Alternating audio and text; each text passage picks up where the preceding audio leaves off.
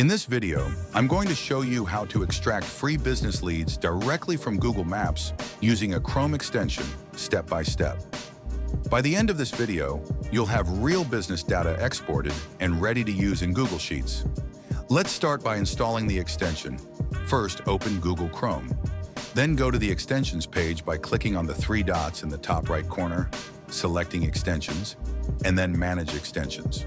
Once you're here, enable Developer Mode in the top right corner.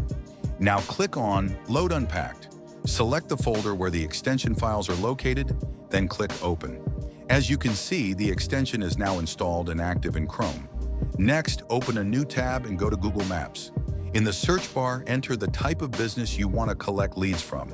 For this example, I'll search for shops. You can search for anything: restaurants, gyms, salons, agencies, or any local service. Now, very important, scroll down the results on the left panel. Google Maps loads businesses dynamically, so scrolling ensures more results appear. The more you scroll, the more leads you can extract. Once the results are fully loaded, open the extension.